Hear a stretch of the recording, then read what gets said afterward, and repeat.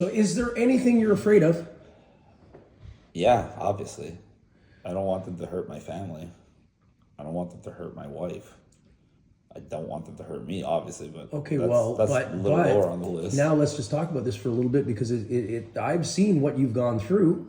I don't know how many times you've been arrested. About 26. Okay, and you had your driver's license taken away from you. Yeah, driver's license, gun license, all my guns, while they were calling me an attempted murderer of police and government officials for the last 2 years. So yeah, it made it really hard to make friends. Okay, so they've made it hard, but now you're running for mayor of Toronto. Yes. I don't think they're going to try to make it any easier. They're definitely not going to try to make it easier. They already tried to threaten me to stop me from running. They tried to do a media campaign saying that I wasn't really running. And then when they couldn't deny it because we had about 100 supporters at City Hall waiting for us with banners and signs, now they're trying to label me the so-called joke candidate. Can you say who they is?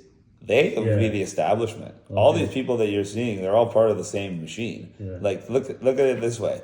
There's like 28 people running for mayor right now, including me. Most of these people were politicians. They were MPs, they were councillors, etc. And they all want to be the mayor of Toronto. They all say they're going to help you, and they're all going to start copying my platform talking points because I'm the only one that has anything important to say. But the reality is, they might talk like me, but ask them one simple question. What had any of them done for you in the last 3 years? Any of them. You know what they did? They voted to keep your business closed.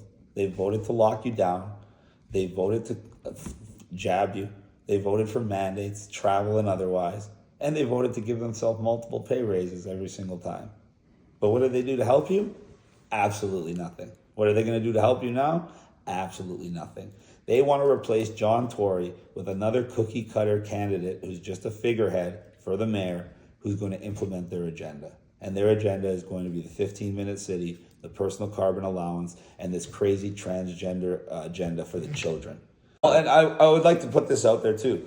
So if people watch this and they do have any questions, I would love to do a follow-up with you of just question and answer. Perfect. Because I know there's going to be a lot of questions, not just about me, but more about my administration, because we touched on it, but there's a lot of stuff that I know people are going to want to ask.